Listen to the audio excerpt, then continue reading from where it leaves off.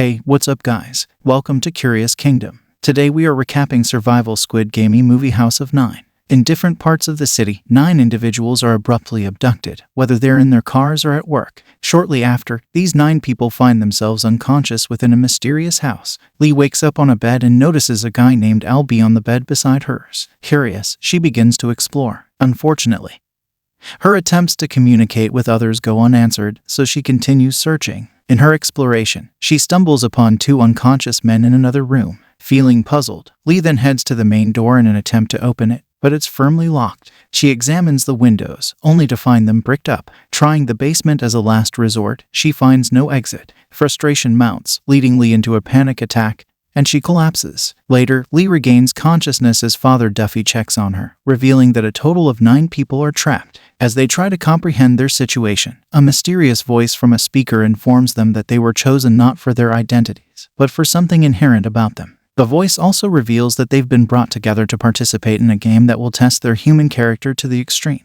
This game is purely for the entertainment of someone called the Watcher, who is observing them using 75 cameras and numerous microphones placed throughout the house. The objective of the game is to be the last person alive, and the winner will not only gain their freedom but also receive a prize of $5 million.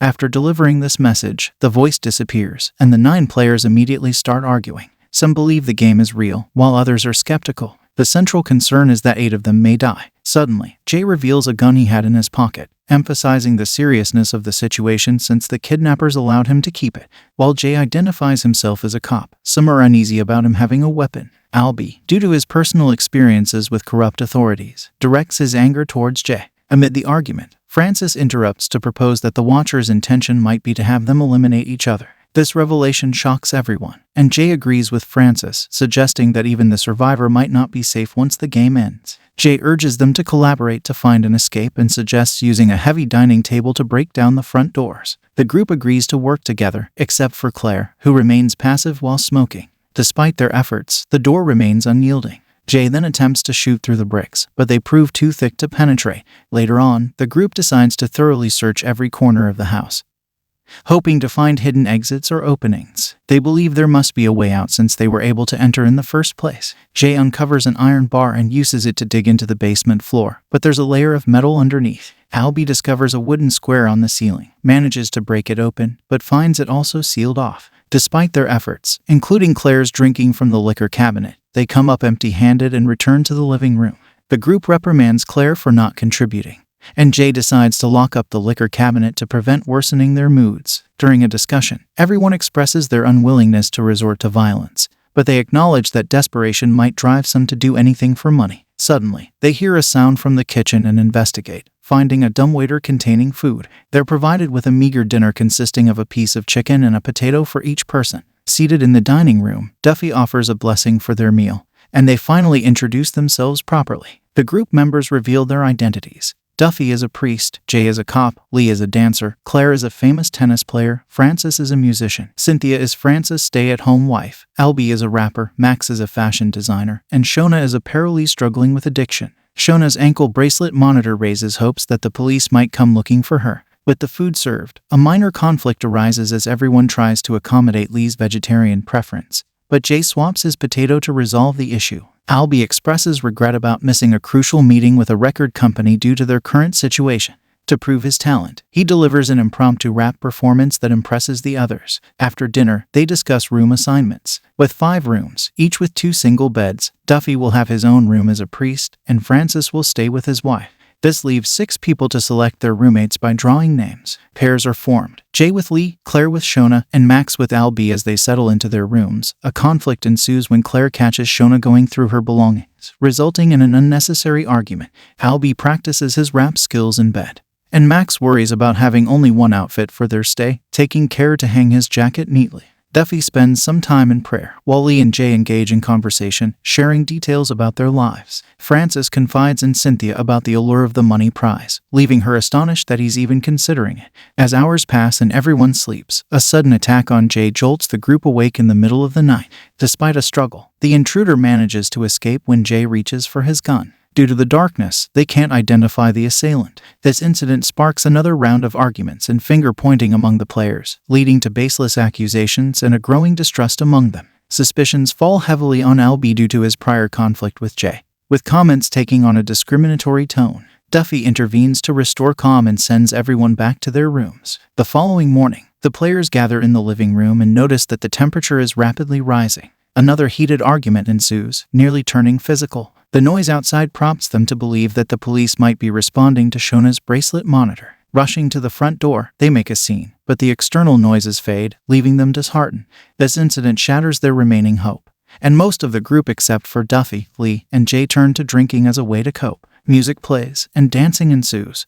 But when Albie changes the music to something more upbeat, the atmosphere grows lively as they dance together, despite the increasing heat. Meanwhile, Francis attempts to flirt with Lee, but she reminds him of his wife, convincing him to leave her alone. In a secretive move, Francis equips himself with broken glass shards, creating makeshift weapons from a shattered bottle. He conceals them in strategic places in his room. As the night goes on and intoxication sets in, the dancing slows down, leaving only Cynthia and Albie in the living room. Their close dancing triggers a misunderstanding when Francis enters, assuming the worst and attacking Albie for supposedly flirting with his wife. A violent altercation erupts, and while Cynthia tries to intervene, she accidentally gets pushed and fatally hits her head against a railing. Albie expresses remorse, but a furious Jay removes him from the situation and secures him in his room using an iron bar through the door handles. The group covers Cynthia's body with a sheet and moves it to the basement. Throughout the day, the players wander aimlessly, contemplating their grim circumstances. Francis finds his wife's lipstick, applies it, and kisses the mirror. As the evening approaches and the heat becomes unbearable, the players are dismayed to find their rations reduced to just potatoes. Albie becomes agitated and demands his share, leading Jay to reluctantly give him a small piece of potato under pressure. Concerned about fairness, Duffy heads to give more food to Albie, but Jay is unable to stop him in time.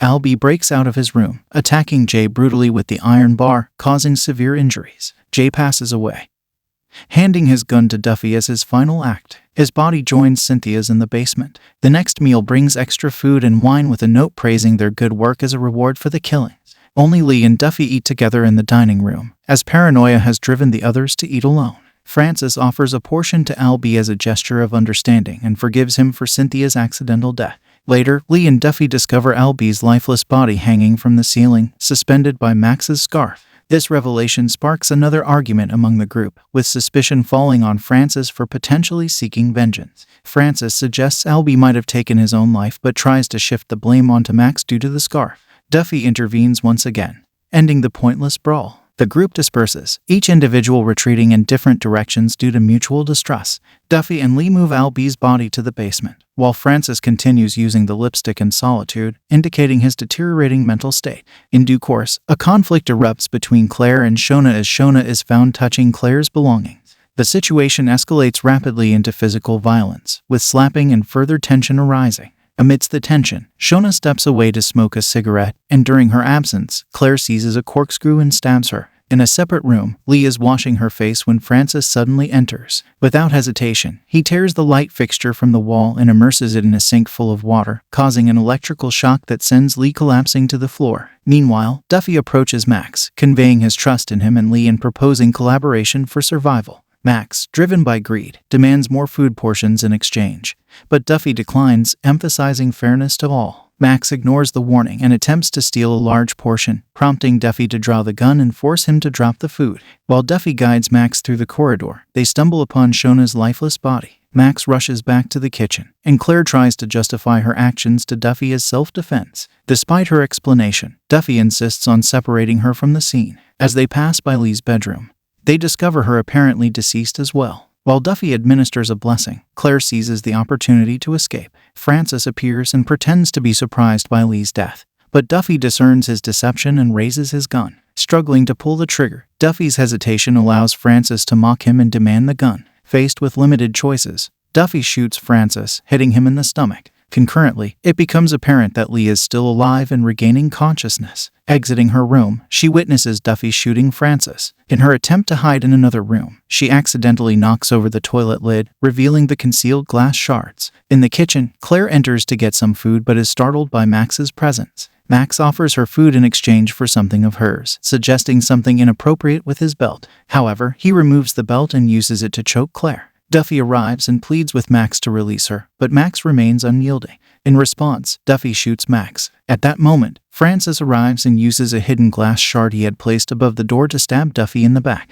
Francis takes the gun and shoots Claire. Despite Duffy's pleas, Francis proceeds to kill him as well. Unaware of Lee's survival, Francis celebrates his perceived victory in the deadly game, taunting the Watcher for his reward. Meanwhile, upstairs, Lee utilizes bed sheets to retrieve a glass shard, accidentally causing the toilet tank lid to reveal her location. The noise draws Francis, who finds Lee and pursues her. Lee hides under a bed, but Francis uncovers her by shaking the mattress. He drags her out by her ankles, allowing Lee to stab his leg before escaping again. Francis continues the chase and corners Lee on a balcony. As he charges towards her, they both topple over the railing, landing on a table below. Lee lands on top of Francis, and she realizes that the fall caused the glass shard to fatally stab him in the chest, resulting in his death. Overwhelmed by the experience of killing someone, Lee struggles to cope. In a climactic moment, the front door opens, flooding the scene with blinding light. Lee walks towards it and discovers a large bag, presumably containing the prize money. As she moves down the corridor, she enters another room that closes behind her. Inside, she finds a different house with winners from other games, all visibly traumatized. Lee is struck with terror as she comprehends that this nightmarish cycle has only just begun. That's all for today, folks. Like, share, and subscribe for more such content. Curious Knight signing off. Stay safe, stay curious.